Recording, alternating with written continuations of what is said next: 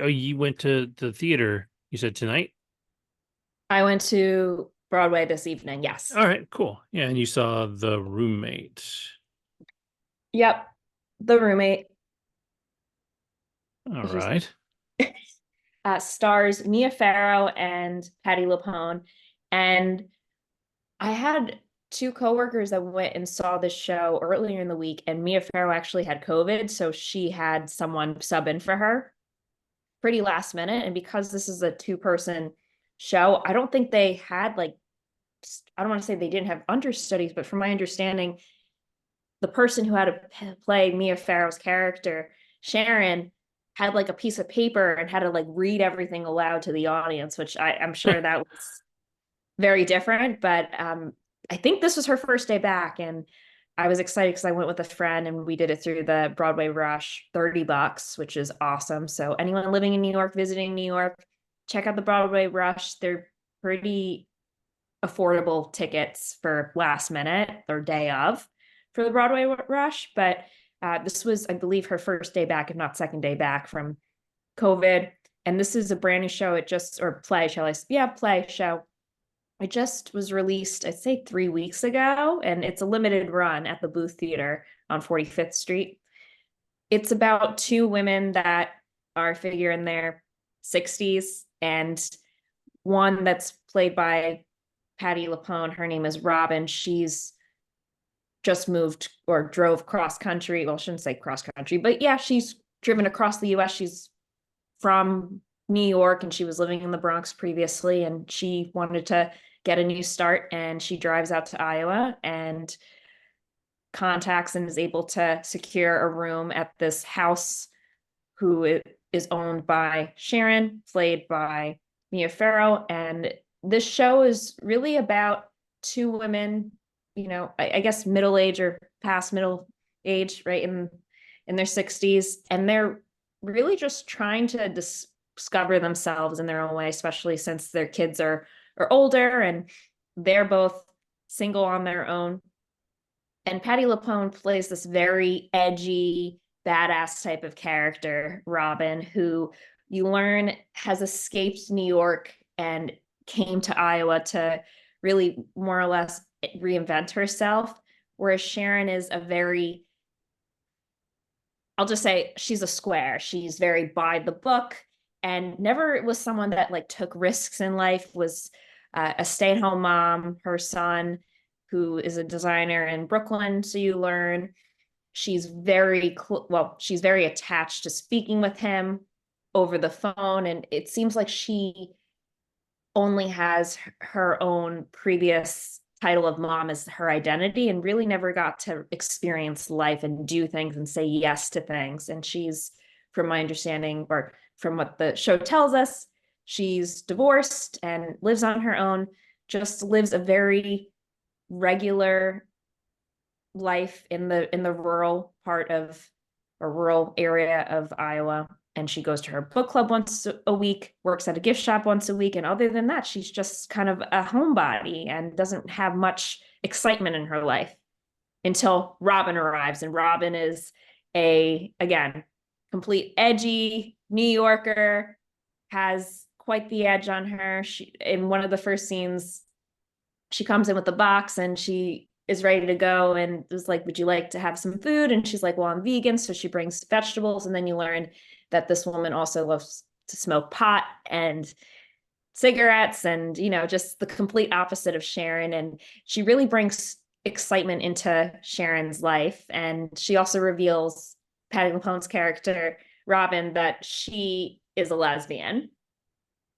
And that even though she was also once married to a man, she has, I guess, had most recently relationships with women. And you get to see how their roommate relationship really gets to blossom into more of a friendship as you learn that Robin was previously, or I shouldn't say in a past life, but throughout, I guess, the past couple of decades, able to make money by, as she says, own different businesses, scamming people, making money by selling weed. And she does the scam phone calls, like the phone calls you'd get Hmm. back in the day trying to sell something or have someone give you money as a fake organization or an organization that she's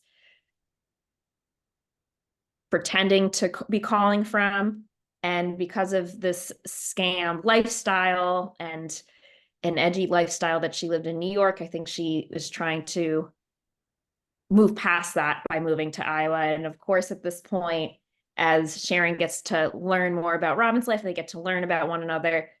Sharon's like, well, that sounds fun. I've never, lived on the edge like that before. So she learns from Robin how to scam people and how to do these fake phone calls. And then they sort of, within that short span of time of, granted, the show's like an hour and a half, right? You think that they're living together for a few months or so.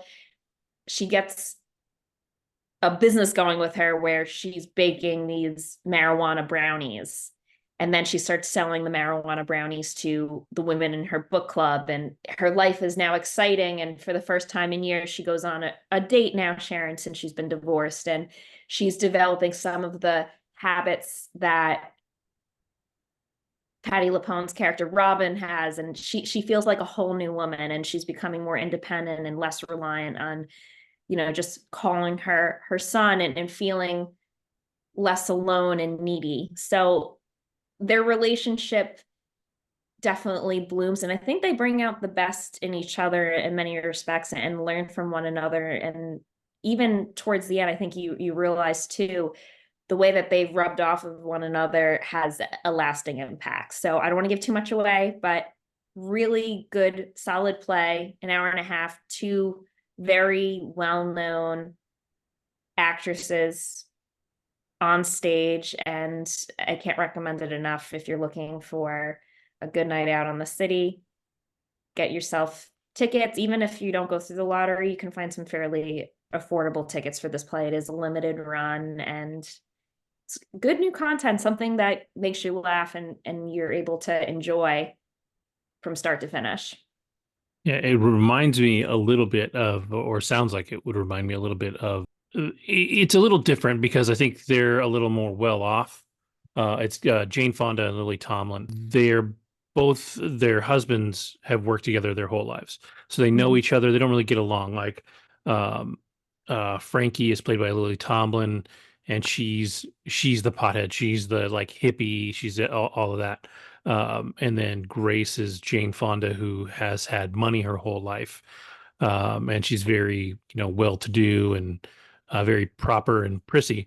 Well, it turns out their husbands, Martin Sheen and Sam Waterston, over the years that they've worked together, have been having an affair together this whole time. So Mhm. the whole beginning of the show is them deciding in their 70s that they're going to tell their wives that they would rather be together than be with their wives anymore.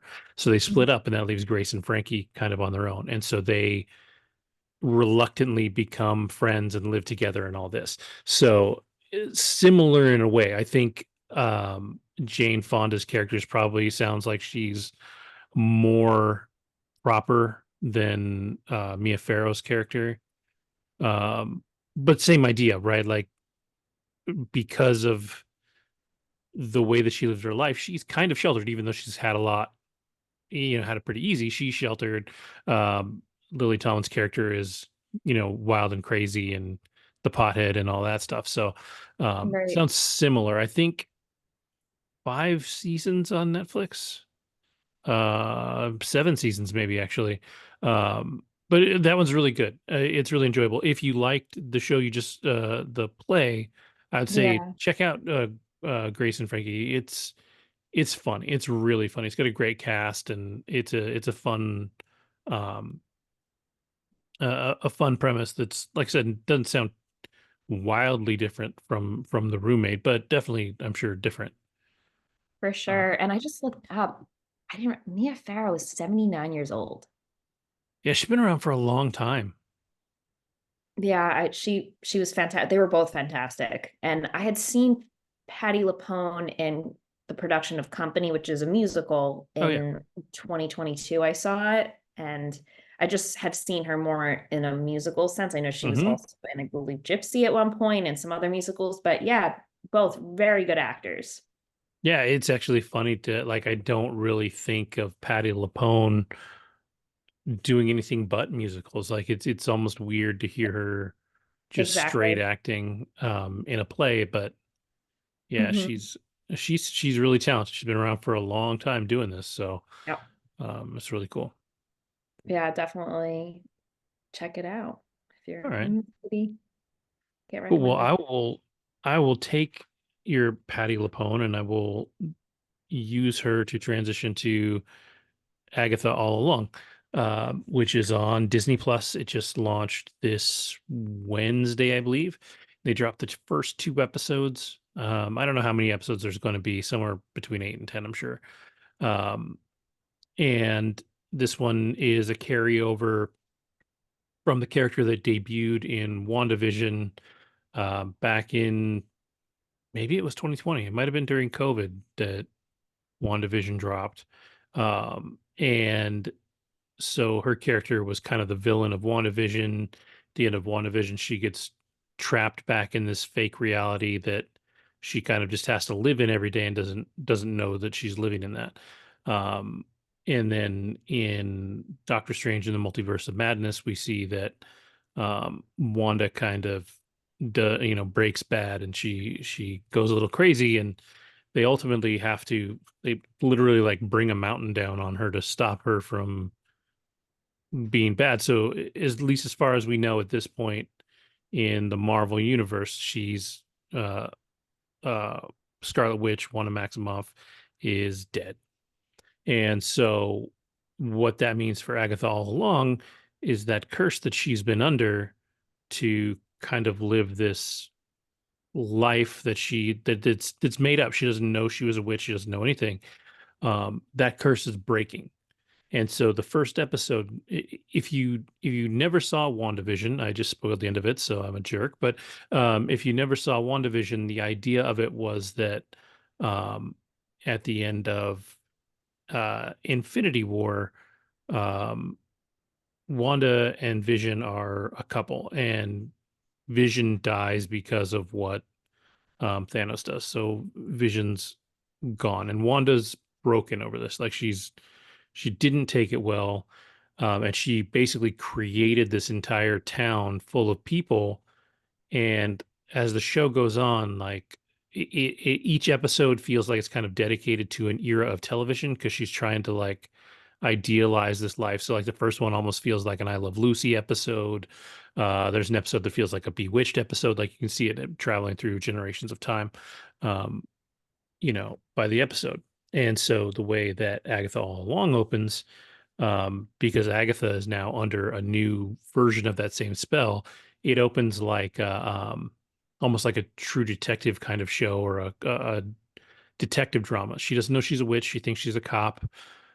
She's going through this investigation where they find a body, which, while they never show Elizabeth Olsen's face, the entire premise of it is that this body that they're finding is Wanda's body. And if you know the relevance of what happened in Doctor Strange, Wanda's dead. So like this whole first episode is kind of her coming to discover what happened, and ultimately that she is being broken out of this spell. And so Aubrey Plaza shows up, and Aubrey Plaza is fantastic. She's great. Um, and she is kind of, at least in this first episode, kind of an antagonist. I don't know whether they'll be friends or not by the end. But she slowly, like, she kind of picks at her because she understands what's going on. So she's picking at Agatha, trying to get her to realize who she actually is and what her world really is. And so, she's doing that. All this stuff goes down, and by the end of the episode, the first episode, Agatha's now aware of who she is and what she is, but she realizes that after everything she went through, she lost her powers. So while she's technically a witch, she's got no magic, she's got no powers. And so the second episode, because they dropped the first two together, is about her trying to put together a coven of witches so she can go walk this thing called the Witch's Road. And what that means, if you survive this walk down this Witch's Road, whatever it is, you get powers. You get your witch powers. So she would get her power back. And So she has to find this coven of people. And so the first one she goes to is Patty Lupone, who is like what do you call it, a psychic seer or whatever.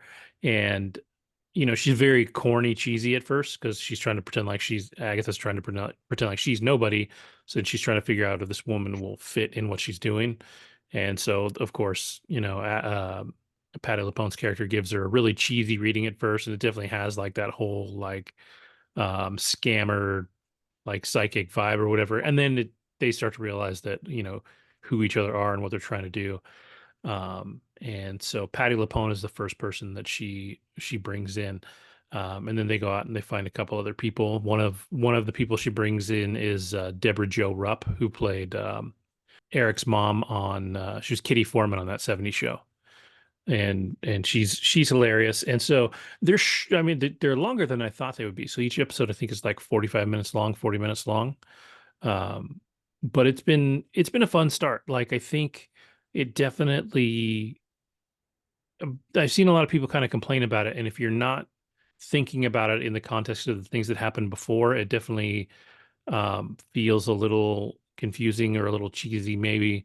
Um, but she's kind of breaking out of this world that is, in fact, cheesy. Like even the first episode, when it rolls its opening credits, they are using the names of the characters as playing the characters in this fake TV show, right? So it's like Agatha Harkness as blah blah blah, and so it's listing all these fake people. Um, and then they're done with that after the first episode, and then now they're into Agatha's real life. So it'll be fun. I think I don't know what it debuted at. I thought it was in the '70s on Rotten Tomatoes. So it's not too bad. And I think it just needs some time to breathe. That's been the other complaint that I've seen from people is that it feels like it doesn't know where it's going yet. And I'm like, it's only 2 episodes in. Like you have to, if it's going to be 10 episodes long, you've got to give it some time to develop and see its way through. Right. I think based on the things that I saw um, in this episode and you know what it's based on and remembering that, um, I think it did a pretty good job. I think it's going to be entertaining. Yeah, looking it up on Rotten Tomatoes, it's an 80% from the audience, or sorry, an 80% from the critics and 81% from the audience. So that's pretty spot on. I don't know what the viewership was like. I feel like I've seen a handful of the naysayers out there on the socials, but generally speaking, it seems like it's doing pretty well. So I'm excited for it and what it brings. I think it'll be fun. It'll be weird. Aubrey Plaza is great. She's definitely she leans into the villain role in what she's done so far. She's a little crazy, but she's not quite as like wacky as Aubrey Plaza can be. So she's subdued in that regard. I'm trying to think how I would compare her to her character in White Lotus. She's definitely a little crazier. She feels maybe a little less grounded than the character from White Lotus, but Mhm. um, still kind of similar. Like she's come a long way as an actress, I think, since like Parks and Rec, where she was hilarious. But I think she's getting better and better as she goes, and so it's fun to see her on screen with Catherine Hahn as Agatha, and Catherine Hahn's amazing. She's funny because she kind of overacts when she's supposed to overact, right? Like so there's definitely parts where you're kind of like she needs to dial it back a notch, but um, she Mhm. uh, she does a good job. She's really good. So I'm excited. I think it's just going to drop one episode a week every Wednesday from now until the time that it's done. So we'll see For how that sure. goes. So, but yeah, I would say if you're a fan of Catherine Hans, you might like it, even if you're not a Marvel fan. But if you are a Marvel fan, I think this is definitely worth a watch. So Would you recommend watching Infinity War and then WandaVision before seeing this, or can you go in without having too much knowledge and be okay? I would say probably watch WandaVision. It's not a long watch. It's a little different than most of the Marvel fare, which was kind of nice. Like this was this was the first thing they really attempted after Endgame, which was their big finale of the, first real part of the MCU. And it definitely had a different feel to it. But I think it was really good. I think I enjoyed that whole show a ton. My only problem with it was in the very last episode, the special effects felt like maybe they were not as good as they could have been at the very end, which is a little Right. surprising for a show like that, but it still worked. Like, it was still good. And it was a surprisingly emotional show. So Mhm. that one's really good. I think if you just it's tricky because there's a lot of things that they reference in the show that I think are referenced in WandaVision, so you'd be okay. I think just knowing that she died in Doctor Strange Multiverse of Madness is probably good enough. So you don't have to have watched that one if you're kind of not into the MCU hardcore, because that one's definitely weird. Like, that was the closest Mhm. Marvel has come at any point to a horror film. It was even directed by Sam Raimi, who's a horror kind of royalty, but it's pretty good. Like, it's a good one, but it's weird, and I don't know that that one's like a jumping in without understanding the MCU kind of thing. But I think you could watch WandaVision and then go straight into Agatha All Along and be okay, as long as you know that or remember that in something that came before Agatha, that Wanda is seemingly dead. Like, there's a scene early on in the episode where they're talking about finding the body, and one guy, he keeps it straight, but he's like, "Oh, she's definitely very, very dead." And then Catherine Hahn's like, "Well, I guess you never know." And she winks at him, and it's all done so straight that it doesn't feel like in a different show they could have both like turned to the camera and been like kind of cheeky and Right. whatever. But they play it real straight, and Mhm. so it's Right. you can almost miss it. You can almost miss what they're saying in Right. that. Yeah, Wanda could be back in the next movie for all we know. Cool. So they leave it But open, which is good. for sure, for sure. Cool. So yeah, it's good. And like I said, if you haven't watched Wanda, you could watch Wanda and then watch this for So and Agatha it'd is probably a be okay. witch. Is that it? Yes.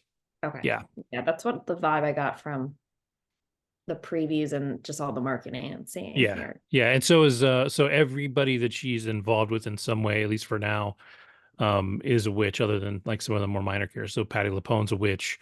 Um, it actually seems like Deborah Jo Rupp is not a witch, but she Mhm. just kind of got dragged into this because they needed like a fourth person. Got it. Um, the other actress, the other two actresses I've seen before, and I cannot remember their names, but they're really great too. So Cool. it's a good cast. It'll be a lot of fun. Why don't we move on to, I don't know, Blink Twice. Let's try that one. Okay. Yeah. So Blink Twice came out, I think, about a month ago, and I've been wanting to see it and went on Tuesday for $9 movie nights at AMC with one of the girls in my neighborhood. And this is Zoe Kravitz's directorial debut, Hmm. and it stars Channing Tatum, who plays the tech mogul character Slater King, and then Naomi Aki, who plays Frida, who is the main character and protagonist in this film, as well as some other pretty big stars. And essentially, it's about this tech billionaire who meets two women at a fundraiser gala that he's running, and the two women happen to be roommates. Naomi Aki is Frida, and then Aaliyah Shawkat plays Jess, who is her roommate, and they're both initially cocktail waitresses at the event, and then they go to the bathroom and they switch into gowns and they try to mingle with some of the people there and rub elbows. And as they're doing that, at one point in the beginning, Naomi Aki's character Frida ends up um, bumping into Channing Tatum's character Slater King, who she happens to have like a crush on and looks up to, and they then go off and start talking, the three of them. And as they're evening's coming to an end, he's like, all right, well, I'm about to leave now and go to my island. Do you guys want to come? And they're like, okay. And it's just, at first it's like unbelievable. It's like, don't these women have jobs? Like, you just pick up and leave and let this complete stranger tell you to come to an island? Sure. So they go with it. I think they want some excitement in their life. So they hop on a private jet with Channing Tatum, well, sorry, Slater King, some other women, and then some men. And they go to this remote location, this tropical island. Everything's beautiful. And as they get there, they're like, well, we didn't bring it. They just come in their gowns that they wore at the gala. They didn't pack. He's like, we've got everything. Like, don't worry about it. So as they come to this big mansion in the middle of the island, they have like little villas set up on the side, and they each get their own room. And as they're in the room, there's already like a vanity and everything set up for them in the bathroom. And when they open the drawers, they have a white bathing suit and cover up. And all the women come out of their bedrooms, and I guess of their rooms, and they're all like in the same white outfit, which is kind of bizarre. And then they go to the pool, and it's pretty much like a vacation or like a all-inclusive resort. They have everything from the pool, and they have parties at night. One of the guys, who's played by Simon Rex, who I know from Scary Movie 3, but I know he's done a lot of other stuff. Mm-hmm. He's the guy that is in charge of all the food there. And he's one of his friends, Slater King's friends.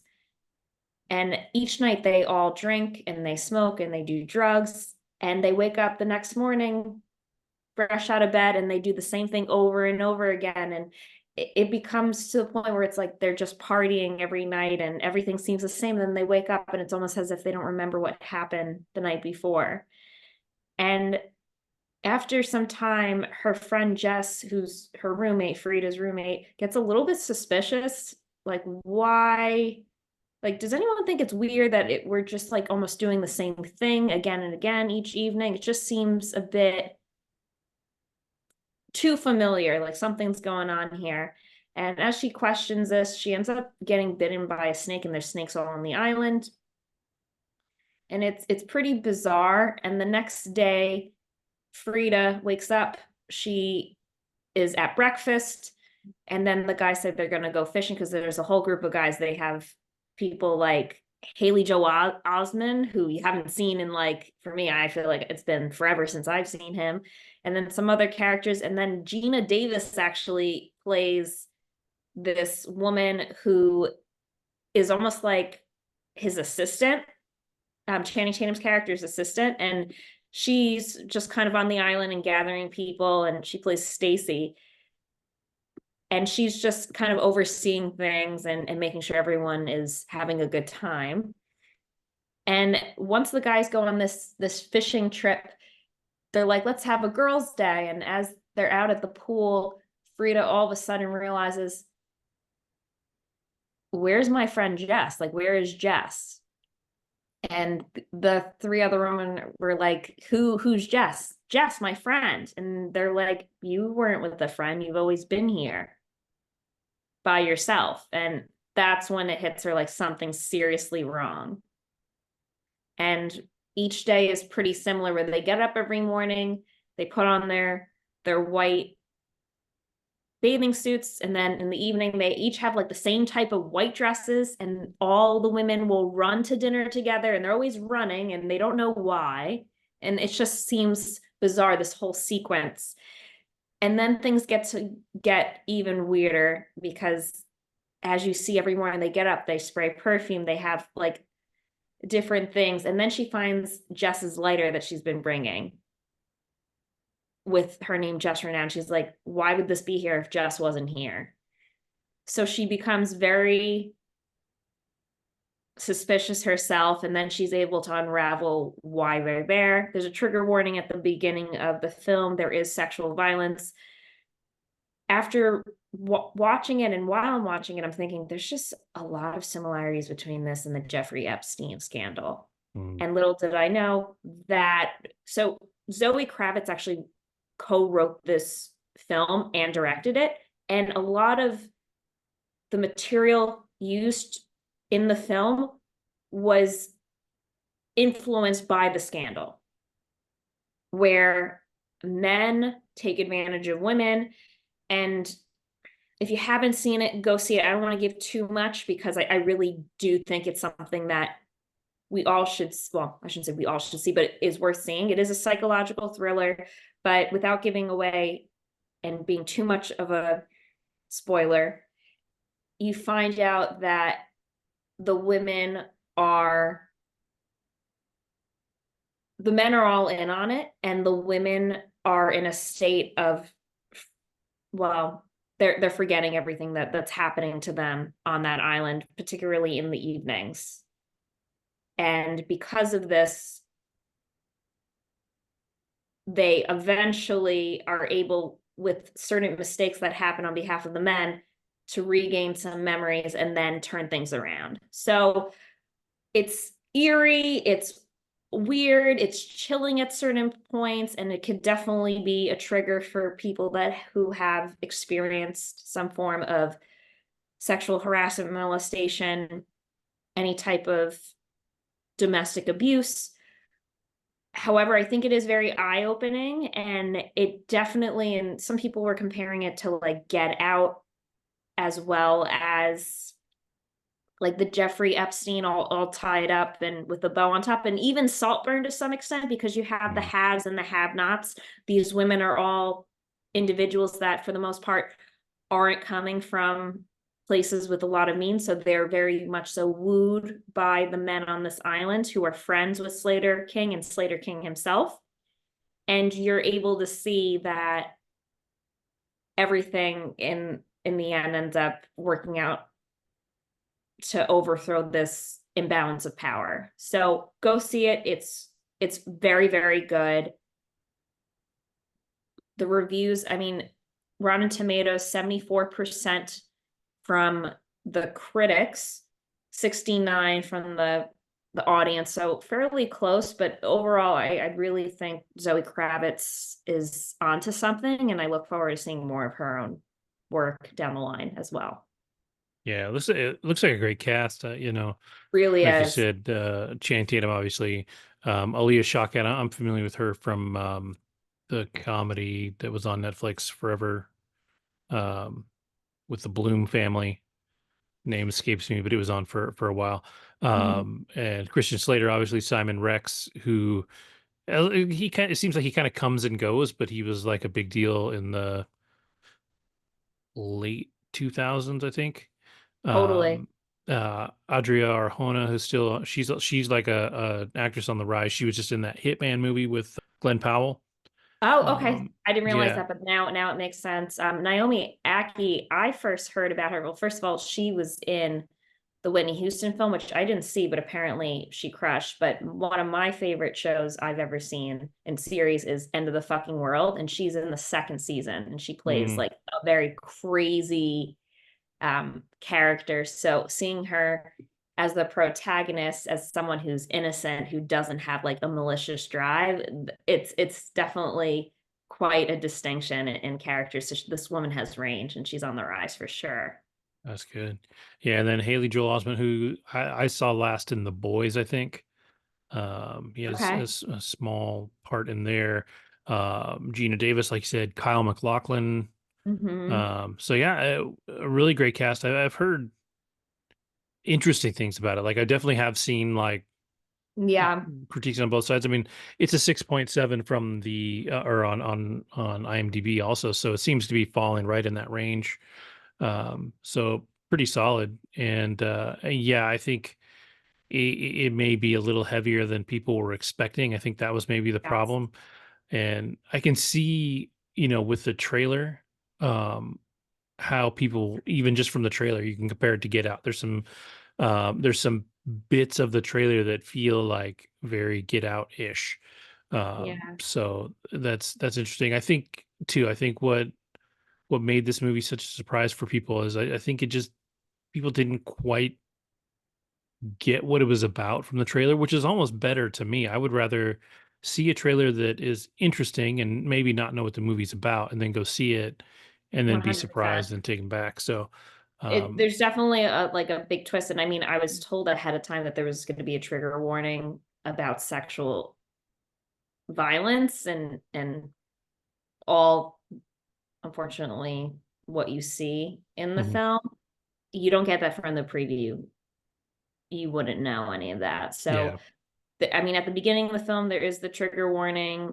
I know there were a few films recently that didn't have trigger warnings, so I think this sort of helped the film to some extent, so people knew going in, which, like, I appreciate the trigger warning, but I feel like if I hadn't had the trigger warning, I would have been even more surprised by. Hmm. Yeah, because you're almost sitting there waiting for this thing, not like excitedly waiting for it, but like Of this course thing is not. coming. Yeah, but So it's like, all right, when is this gonna take? Yeah, obviously this happens, and I mean it's big enough where they have to put a trigger warning. yeah, So, yeah, um, yeah. So I know. Oh, that's what they talked about. The end. It ends with us didn't have a trigger warning, and that's what I think got a mm, lot of people were not happy with it. Let's just say yeah, that. yeah. And due to that criticism, I think that's why they had a trigger. And they're probably going to do this with more films that showcase some form of domestic abuse, violence, etc. And given that it's a large part of the movie, Hmm. yeah. Yeah, So you kind of have to. How did Channing Tatum do as kind of the lead, kind of evil obviously kind of weird character. guy? Yeah. Yeah. So it's funny because I listened to an interview and Zoe Kravitz like, I ruined him. Basically, because everyone in all these other movies I had seen him in, and I mean the first films that I've seen him in is Step Up, which Hmm. I loved, and I mean he was also in She's the Man. He plays like a good guy, the Yeah. lover, and and seeing him as an evil tech billionaire, that's not really what he normally does, but Yeah. I think he did a really good job at, and very much so convincing. I mean, also, I think just I don't know if it's like the New Yorker in me, but when like at the beginning of the film, he's like, "Yeah, come to my island." It's like I don't know. I feel like, and maybe this is just me, or maybe not. I'm like, you don't even know this guy. What, you're going to his island now? Like, it just seems a bit. Me, I don't know if it's just kind of to show how men with money are very manipulative, or just men with a certain status of power that definitely is showcased here, but there were definitely parallels between him and Jeffrey Epstein. And they mentioned this, and I was thinking this throughout the film. Gina Davis is so much so like a Giselle Maxwell because she is Oh, enabling really? this behavior and is That's someone in, who is female, who is very well aware of what is going on, and she's just kind of like looking to the right and looking down as if and accepting, well, this is what it is, this is what you signed up for, type of thing, and mhm. an attitude. Yeah, it's interesting. I when I was in my late 20s, we had a friend when we worked in restaurants, and it was his he was getting married. And so we took him to a strip club. The only time in my life I've ever been to a strip club. And we took a friend of ours with us, and she was a girl. And so I actually spent most of the evening just talking with her and laughing and having a good time. Like it was an experience, we laughed, whatever. But there was this dude there that, there's all these girls like dancing, and he Right. starts to look at my friend, and like he's like starts talking to her, and I don't remember what he looked like. I know my friend was pretty, like she was relatively good looking.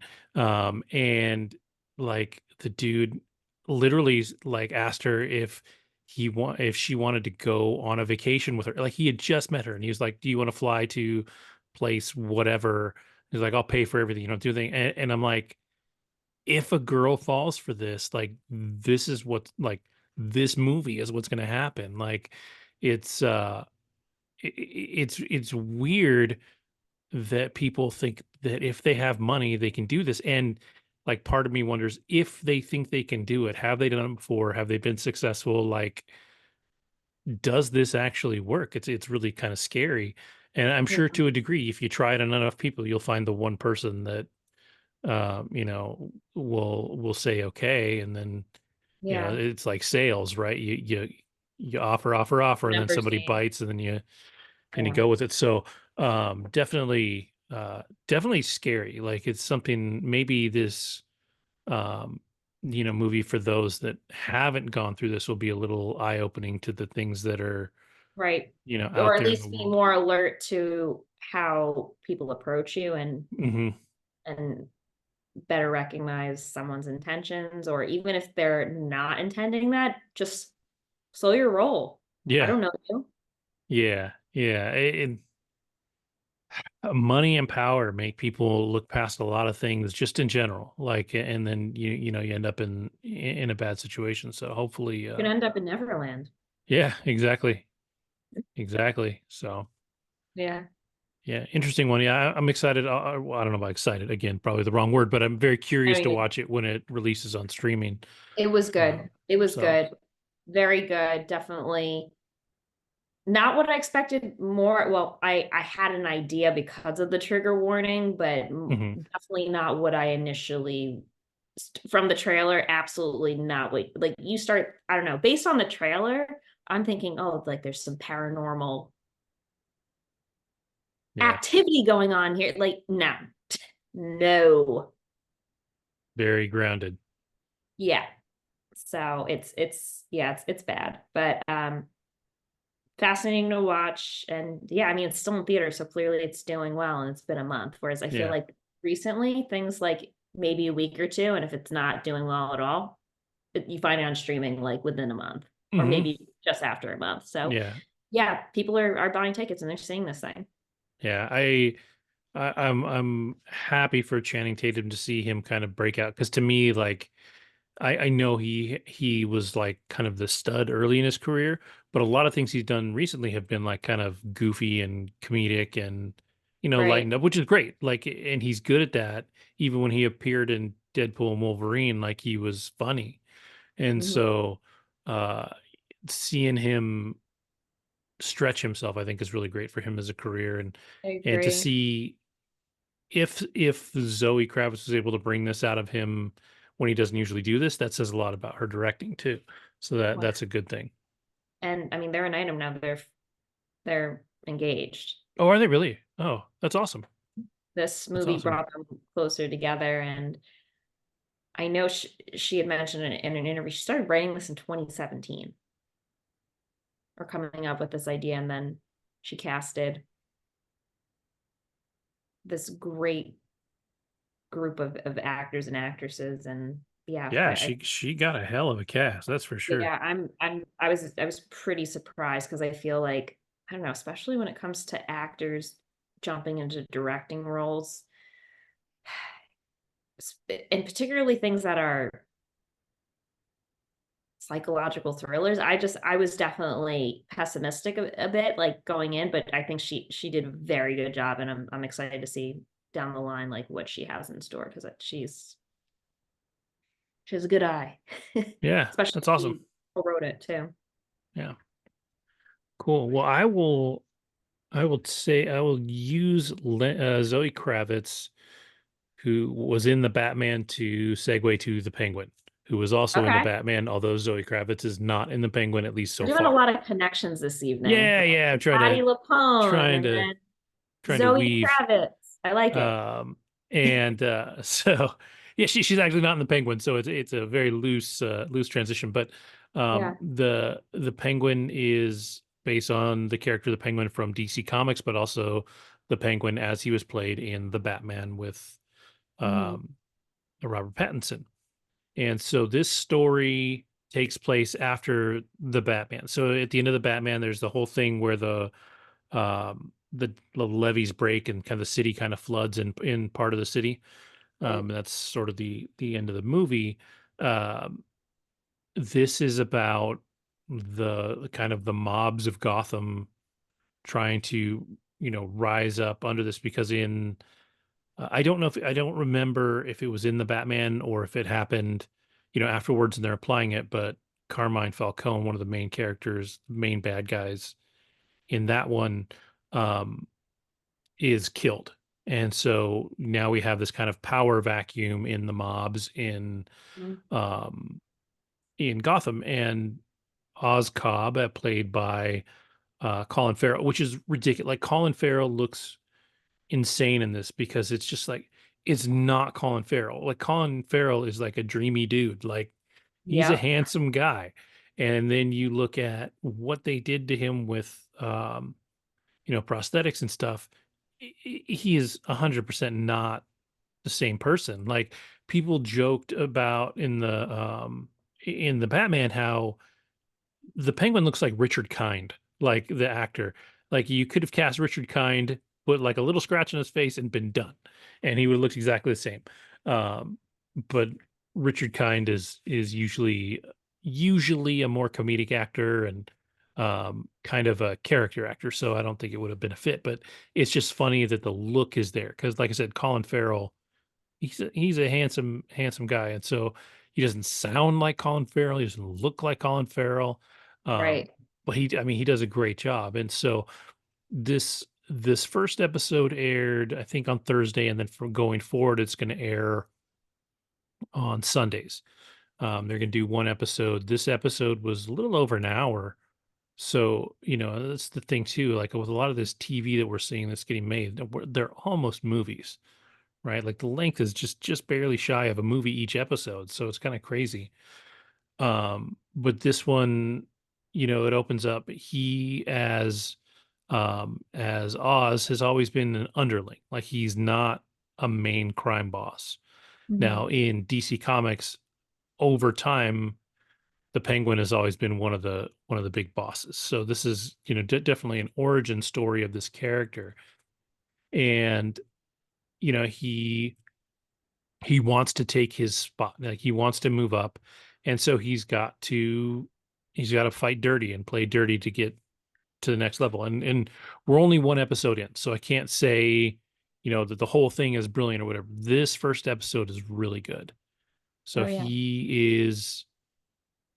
he's making decisions that are very rash. Like they talk about, this is one of those shows that you can watch, and when the credits are done, they do kind of an about the show episode. So if you've got the extra time, you know stay fast forward through the credits and watch them talk to the actors and everybody about the show, because you'll find that they're really trying to point out that Oz is kind of a smart guy, but if you fire him up, if you get him too angry, he gets really impulsive.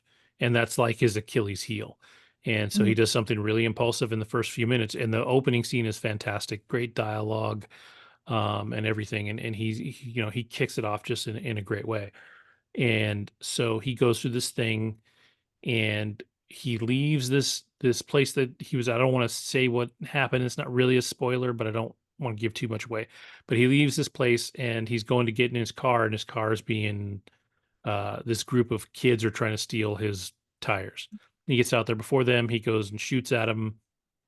They run, and one of them can't get away. It's this younger black kid who was in a show on, I think it was actually ABC Family, which is weird, but it was a Marvel show called The Runaways, which I really enjoyed. And it's based on a Marvel comic, but it wasn't tied into the MCU. Um, but that's doesn't really matter. It doesn't tie into this. It's just where I've seen this kid before. But so he basically begs for his life, and Oz is like, "Fine, help me do this thing." As the episode goes on, like these two kind of become bonded. He kind of becomes his little sidekick, and this whole episode is about him dealing with this irrational or this rash decision that he made, and then Kristen Milioti, I think is her name. Yeah, Kristen Milioti. She was in Palm Springs, which is a Groundhog Day type movie, which is actually really great over on Hulu. Um, but man, she plays Carmine Falcone's daughter, I think. Um, and she just got out of a mental institution for murder. Like she's crazy, and she plays this like crazy person who's trying to come across as sane so well. Like she sits there and she's very pretty and put together and everything, but underneath you're like, this woman is crazy. Like you could die talking to her and saying the wrong thing. Like she's got a crazy side to her for sure. And it's not like a cheesy Batman crazy, like, haha, she's funny crazy. No, she's like disturbingly crazy, and she does a really good job at it. Um, and the episode, just like I said, goes through this, and it's this first episode is just character building. So there's a long way to go, but everything about it is well done. If you liked the Batman, I don't see how you wouldn't like the Penguin. Number one, it, like I said, it's very well done. The actors and acting is great. It's 94% from the critics on Rotten Tomatoes, 89% from the audience, so it's already off to a good start. I don't know how much of that critics rating is based on more than one episode. Usually the critics get a handful of episodes. But to me, that speaks even more because if they got two, three, four episodes and they're giving it 94%, is doing pretty good. So I'm excited. The next one comes out Sunday night, tomorrow night. So I'll be watching that probably as soon as it airs. I think 9 p.m. Eastern, and I definitely recommend it. Like I said, if you liked the Batman, if you liked that world, this is definitely fits right into it perfectly. So it'd be definitely worth a watch. Yeah, it looks great. And it's funny because the Batman came up on cable Hmm. when I was with my parents.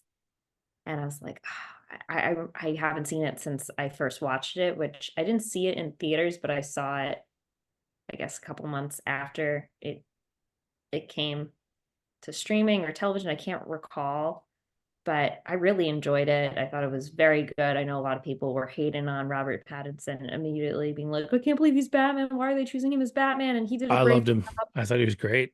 I thought he was great too. And yeah, I think it's a different story to Hmm. Batman in his like early days, right? Like I think that's the intent of it. And Hmm. Yep. I mean, granted, I will say that Colin Farrell and the Penguin didn't have like a very big No, appearance he this wasn't big first in film. the movie. Yeah.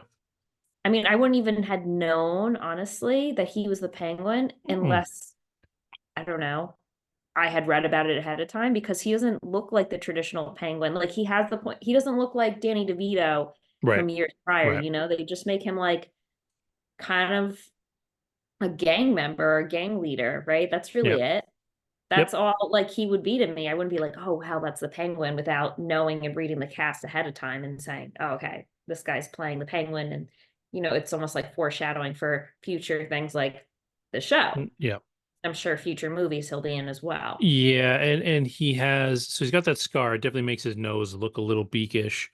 But he also he walks funny. So like in this one, I don't remember seeing it in the Batman, but in this one you definitely see him walk. His walk is definitely very penguinish because he has this big brace on one of his legs, and so Mm, it makes him kind of waddle like a penguin. And so right. you can Versus like with see, Danny DeVito, it's like, no, dude, you're overweight. That's why. And yeah, just how Danny DeVito was, and he was like that tiny, tall, like, very compact. Yeah. yeah, So it's more of a, they don't really explain that. It's just more just his makeup, right? yeah, How it's yeah.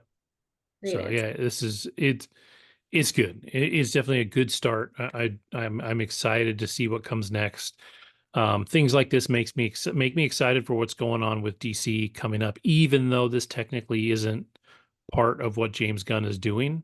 Sure. This is kind of a different, It like just it's its own keeps people bubble. engaged, But like between this and Wandavision and now Agatha All Along. It's really just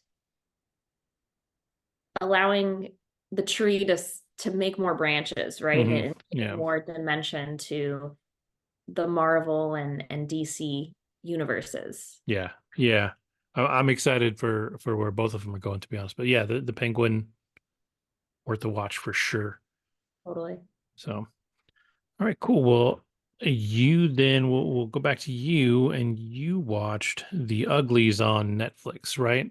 Uglies, yes. So I had never heard of the book. I have Yeah, it's a never heard YA of, novel, right? I pardon? think it's a YA novel, right? It is a YA. Yeah. And I figured that out as soon as I saw um, Joey King and watched a preview. I was like, oh, this is so YA, which I like certain YA, Hmm. dystopian type of films, because when I first turned it on, I was like, oh, this is Divergent, which I loved. And Mm. that was, gosh, Divergent came out, I don't know, what year did that come out? Like 2012, 13, 14. Let me see. It's been a while. It might even be before that. Yeah. Yeah, Divergent author, it says so the original book. Divergent's older than that as a book. Yeah. But Divergent was Theo James, right? Theo And James, Shailene Woodley, yeah. Miles Teller, Hmm. Ansel Igor, Kate Winslet, like just such a good cast. Yeah. And it's funny because the series has, or at least the first film, 41% Rotten Tomatoes. Oh, it came out in 2014. So just to like set the stage here, we had Hunger Games, right? Then Hmm. Divergent. And my personal opinion, okay, I love the first Hunger Games, and I wish Andrew was here because he loves the second Hunger Games Hmm. and just Hunger Games in general. And then you have Divergent. And my personal opinion, I think Divergent's really great in a different way than Hunger Yeah, Games. Very it's definitely different. similar. But The I think Maze Runner also because, was around there too. pardon? The Maze Runner was around there too. The Maze Runner was also around there. So I think with all of these similar type of movies coming out, I think that's why maybe the critics, audience, they weren't as, I don't want to say engaged, but they didn't like it as much. It didn't seem as new of a concept or exciting, Hmm. right? And I think that's how I felt when I came to watching Uglies, because I was like, this is like Divergent, where they're in this, futuristic type of dystopian world, right? What you would think is Earth. And honestly, so I was reading up on Wikipedia before this, and they didn't really get into like the science too much about it, but the world, I guess, ran out of like fossil fuels or any type of, from what they were saying. And it is covered, but not so much. It's more about the actual cosmetic procedures. So Uglies is about, to break it down, when you turn 16 in this world, you're mandated to go through a cosmetic procedure so that you look perfect, you look flawless, you are so beautiful, and then you go to a different world. Whereas if you're, prior to that, before turning the age of 16, you're in this almost like, I don't say boot camp, but you're in like, it reminded me of like Xenon, like you're in your own little center across like the river from all the pretty people, and they're segregated, right? So basically, if you're under 16, you're not beautiful. You go to this side, and everyone's dressed up like sort of like a Star Trek outfit, right? Hmm. So interesting. And then once you turn beautiful, you go to the beautiful side of town. It looks like a very hopping, beautiful city. Everyone's beautiful, having parties and whatnot. And the head of this beautiful side of, let's say, the world is Dr. Cable, played by Laverne Cox. And Hmm. she is like ahead of the procedures and such. And Joey King plays Tally, who is the main character, who at the start of the film, she is 15, going to be 16 in a couple months. And then her best friend Paris, at the beginning of the film, it's like the day before his 16th birthday. So they met, I think, a few years prior, and they bonded on, I guess, their attributes that the world and the society makes them think that they're ugly. In their world, right? She has more squinty eyes and he has a more pronounced nose. So they call each other Nose and Squint. And they promise to be together and be friends forever. And knowing that he's going to turn 16 before she does, she's like, you'll meet me on the other side. And he's like, of course. And let's meet even before then, like halfway point before you turn, or like in a month before you turn 16. And earlier in the film, they show like a flashback. They both cut their hand open, like their palm, and they both have a scar on there. And they're like, let's keep this as a reminder of our, like a symbolism of our friendship. And finally, like a month goes by after his procedure, and she shows up there. They agree to meet by this bridge, and he never shows up. And she's like, that's not like him. So she, in the middle of the night, goes and is able to sneak onto or through, I guess, through the bridge and is able to go to the other side where all the beautiful people live. And she finally finds Paris, and he is, I don't want to say almost unrecognizable, but he looks nothing like he did at the beginning of the film. And she says, we're supposed to meet tonight. And he's like, I know. I figured like we just meet after your procedure. And it's almost as if he feels like he is too cool to be associated with someone on the other side of the world, right? Or of the river, the non-pretties, the people who haven't had these cosmetic procedures. And that's when Tally starts to feel just so sick and disheartened and feeling like, what is this friendship and what does this really mean to get the cosmetic procedure? Because it not only alters your physical appearance, but it alters just your perspective and your roots. Because even though he is now beautiful and is a new person and lives a new life, always remember your roots and who you are. So I think that you know that sentiment is something that she all of a sudden feels a certain way about the procedure, and makes her feel like, I don't think I want, or not that I don't want this, but look how it's making people go against their former values. So she goes to the other side. She ends up meeting a character by the name of Shay, and they develop a close bond. They find out that they both have the same birthday, so they're going to be 16 at the same time. And during the next month or few months that they become friends, Shay opens up to her and she says, I'm not going to get the procedure. I'm going to run away. And Tally thinks it's bizarre, like, well, no, it's mandated. What do you mean? And apparently there's like a group of rebels who Shay is been taught or knows about, and her plan is to run away, to be with these other group of people. They call it the smoke, and the smoke is essentially like they're in this remote area, like in the forest, away from the city and in the center where people wait to turn 16. And the leader's name is David. And once Tally turns 16, she notices Shay's not there, and Shay obviously runs away, and Tally's ready for her surgery. And just as she's about to go into surgery, Dr. Cable, who's played by Laverne Cox, says, not yet. We're going to send you as a spy to track down Shay, and then to help us turn around and defeat the smoke, because they're ruining what we're trying to accomplish here in the world of the pretties, because they are going against our ideals and our values. So that happens. And yeah, so to be honest, I didn't really like it. I thought it was, I think in concept, it's a really fascinating idea, because so much of our world, I think, unfortunately, people are judgmental by how you look. But I feel personally, based on the movie, it was just a lot, and it was a bit flat. And it was cool because you see them on hoverboards and trying to, escape this procedure, and the people that live in this world that have already had the procedure. It seems pretty cool, but I just feel like it lacked a lot of depth. You get to know the character of Tally, very well played by Joey King. However, I feel like maybe this could have been better as a series. It was just a lot within a film. And apparently there's a second film coming out because there's a second book. So I didn't really like it.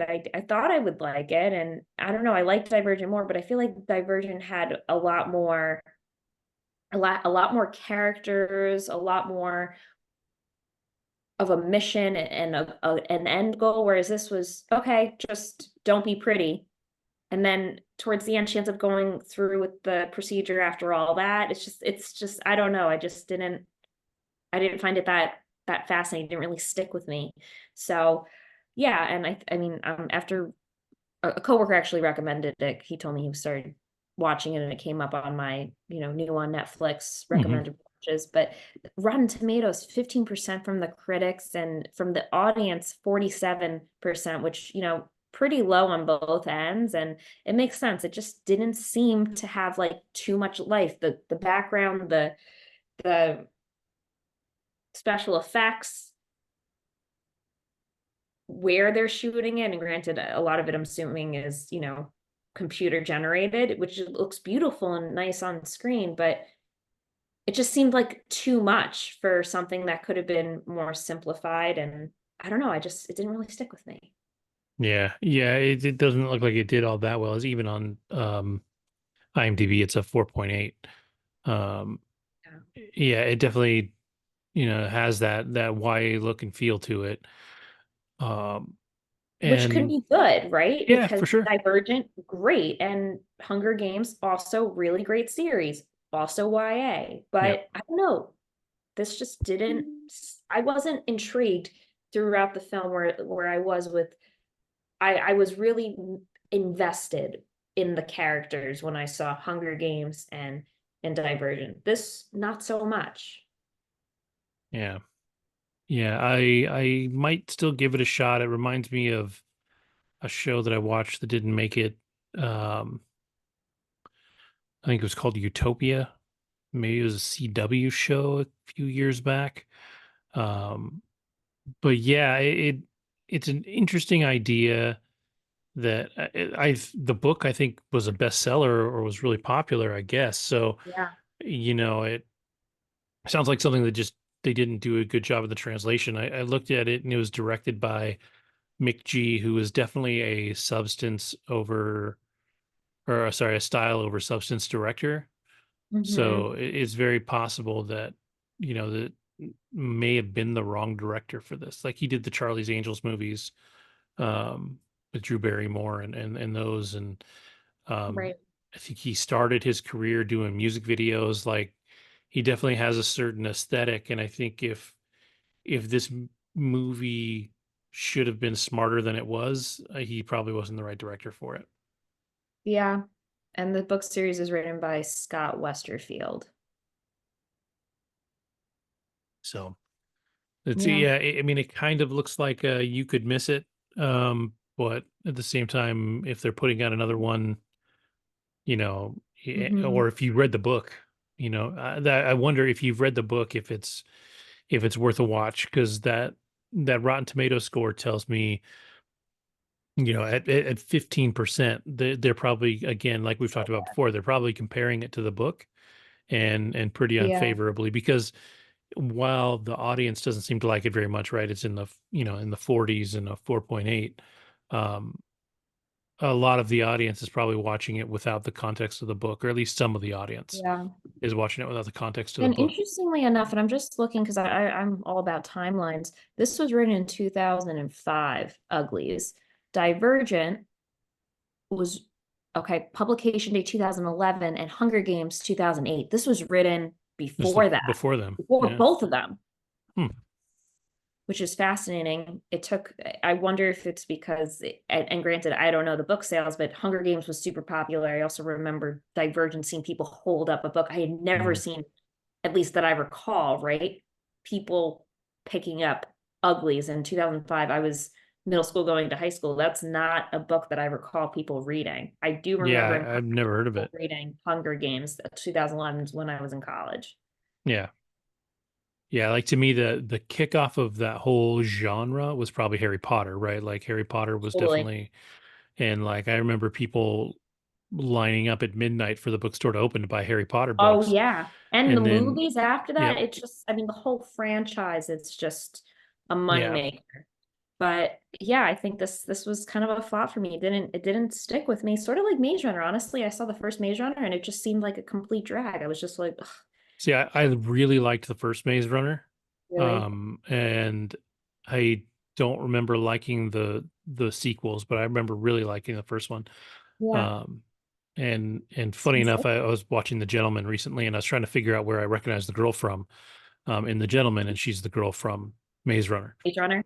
Yeah, Yeah. but yeah, I did like the first one, but I think because it almost felt a little more, um, you weren't dealing with the outside world, the big and powerful world. Like Hmm. in the Hunger Games, you have the haves and the have-nots, and in Divergent, you have the haves and the have-nots. And in the Maze Runner, you just have these people that are in this place that they don't understand. You don't really Right. find out until the end why they're who's there. controlling things. And I think that's why I like the first one more than the other ones, is because once it started, it was just the same kind of story. But Right, in the beginning, it was interesting because it was different.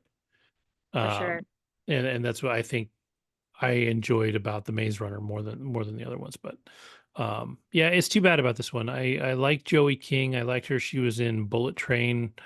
She's done a lot of stuff. I think she's got a lot of talent, but um, I don't think yeah, that just this had anything to do with her acting ability, by the way. I think it was just I just think the story is and the way it was portrayed was just flat. yeah.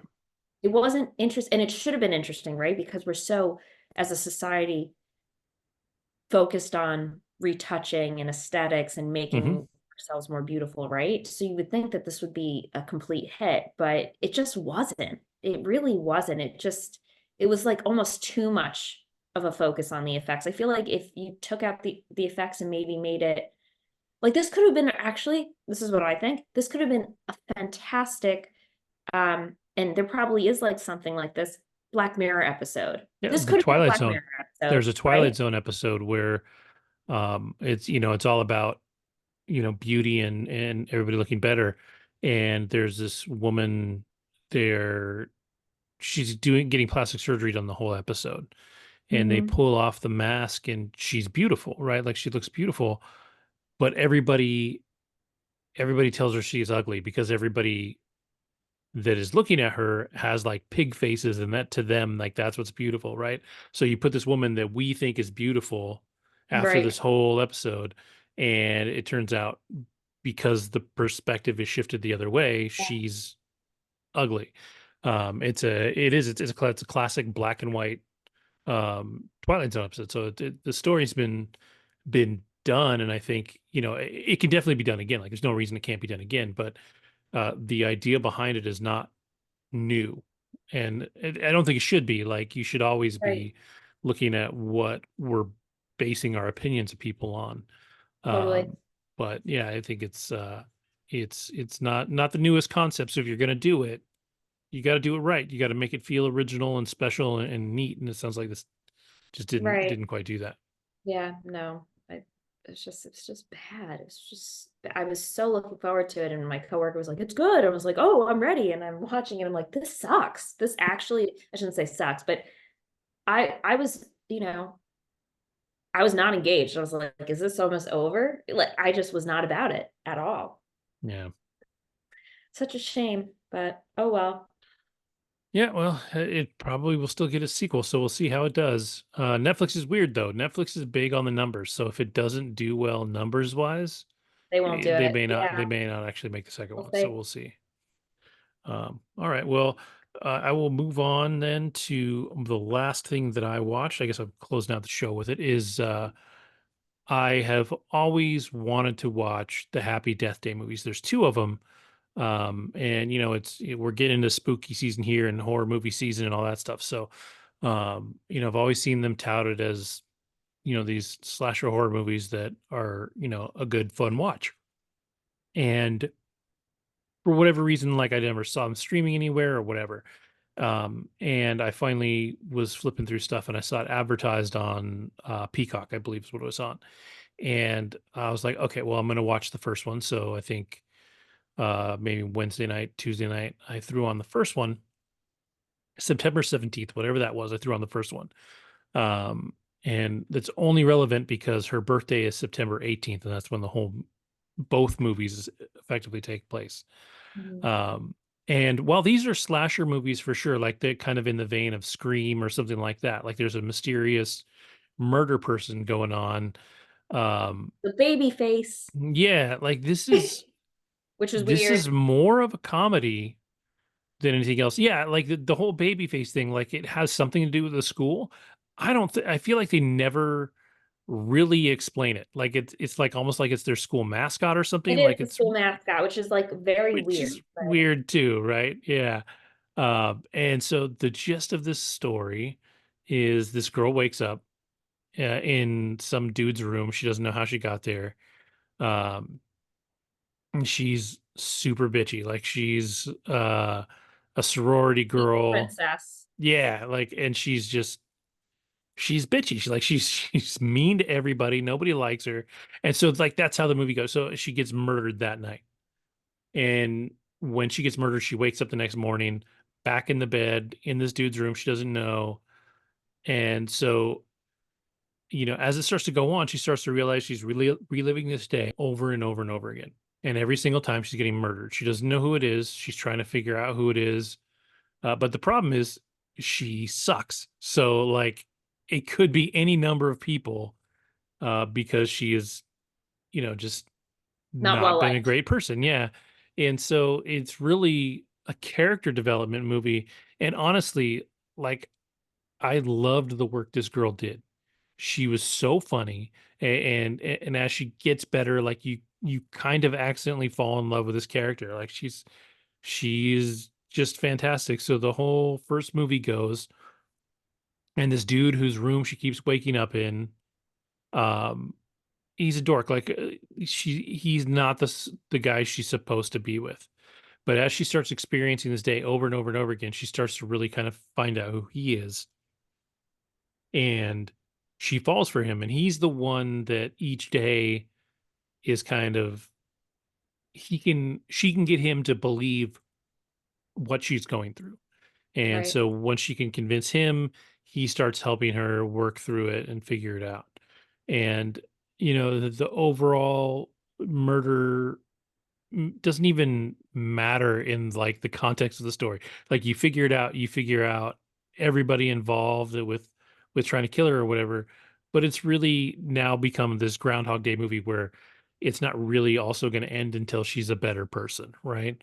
Right. And so we get to the end of the movie, and she is. And I think at the very end of the movie, she wakes up and it seems like it's the same day again. And like the dude comes out from under the desk and he's like, "Oh, did you sleep okay?" Blah, blah, blah. And she's like, "What the fuck?" And he's like, "No, I'm just kidding." And she's like, and you have this moment where, she's like, "Oh, you're such a dick." And so that's how the movie ends. If you never got a sequel, it ends in a fine spot. The sequel, um, we open up under a secondary character from the first one who ends up getting murdered. And now he is somehow in the same kind of time loop. And as we watch this movie, we come to figure out that the time loop itself, even from the first episode, was generated by an experiment in their physics lab that Yep. screwed with time. And so now she's got to figure out, who's killing everybody else. So they go through a lot of the same things that they go through in the first one, but when this time loop happens, she actually gets transported to another version of the same reality. So now she's waking up in the bed that she woke up in the first one with the same dude, but the situation's all different. Like he's actually dating somebody else. Yeah. Everybody is a little different than they were in the first one. So now all of a sudden the same murderer doesn't apply anymore. So whoever she thought it was in the The first one, or first whoever time. she found out it was in the first one, it's not in this one. So she's got to go through all those same things, and you add this sci-fi element and these other people that are buying into it with her and helping her, Mhm. figure stuff out. And it's yes, it's more of the same. Yes, it's not a carbon copy, but it's a bit of a copy of the first movie, but it's still fun. And that's the thing. Like these movies get labeled as horror movies. And like I said, yes, there's a slasher killing somebody over and over again, but it's definitely more of a comedy. Like it definitely is closer to comedy than horror to me. But but Definitely. yeah, but they were really fun. Like I would recommend these to anyone that is looking for something fun that's a little It's not even that um scary though. That's the thing. It's not yeah, that yeah, scary. like It's just it's a it's fun fun. like sleepover movie, like a fun like watch it with your Right. friends movie, like Mhm. anything like that. Um, but both of them are a lot of fun, and Right. um, it was just funny to me that when I started watching the second one, I realized that the day of her birthday is September 18th, and I was watching it on September 18th, and just a funny coincidence to be watching it for the very first time. Right.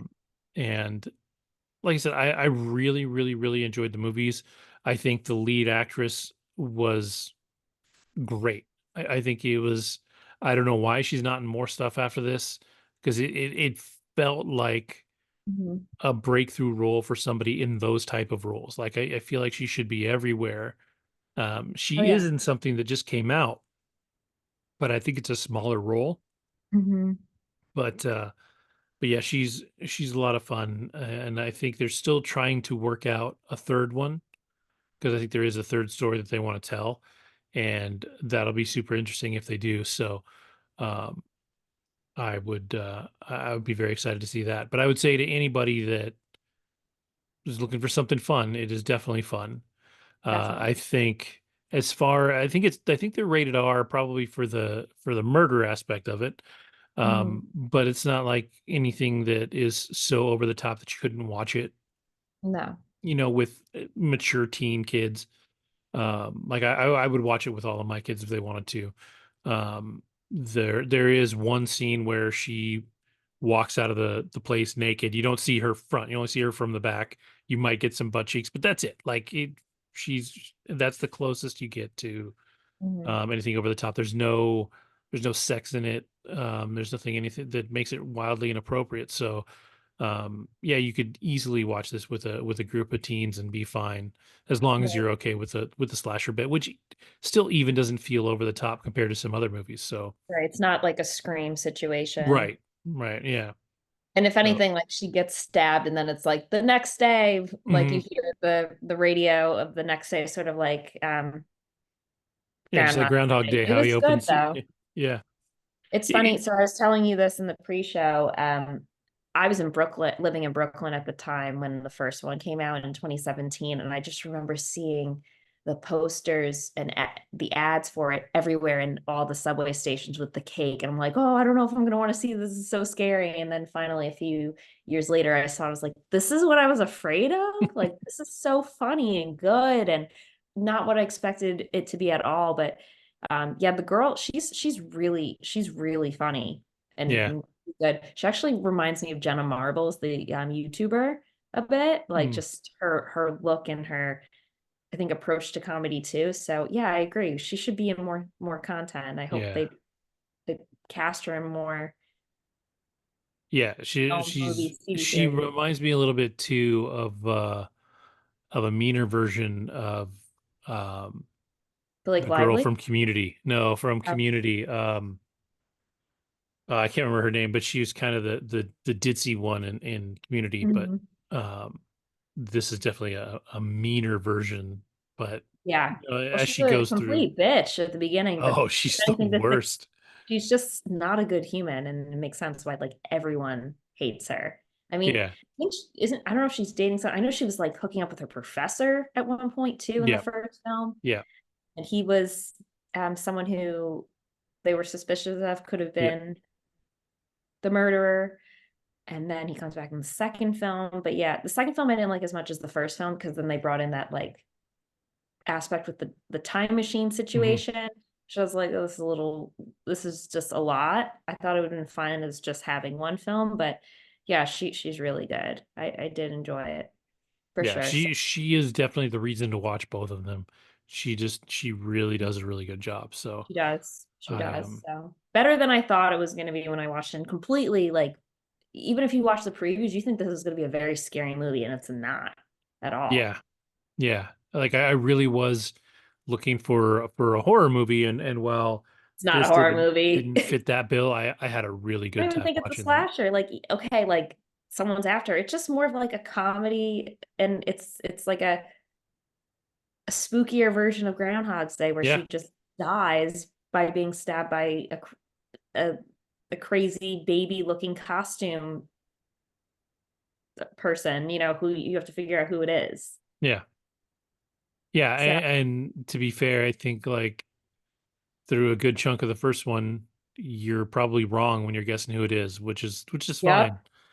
yep, But it really, even that, totally. like I said, that mystery kind of starts to go away around the midpoint, because it really becomes just about her becoming a better person. Yep. And it Also, was, this relationship she develops with the guy yeah, who cares about her. yeah, Yeah, because she who's wouldn't have like a looked twice at genuinely nice prior. guy. Yeah. Exactly. So glad you So yeah. liked it.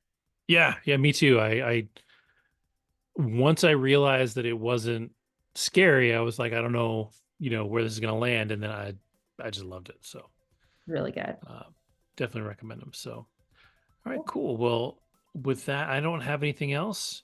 I think Andrew is back next week, so I'm sure he's. To be fair, I think he's probably not watched anything because he's been out vacationing and doing things. So we'll see what we have to catch him up on when he gets back, but we'll see what he's been up to. I think I just saw that that movie Wolves comes out on Apple TV in the next couple of days, and that is Brad Pitt and George Clooney as hitmen. That one looks like a lot of fun, so I'm definitely gonna try and get that in before next week. I'll obviously watch more of Agatha, more of Penguin. I feel like there's something else coming later in the month that I can't remember, so there's still stuff to watch. So it'll be a good week. So with that, I will say thank you everybody for watching. Have a great week, and we'll see you next time.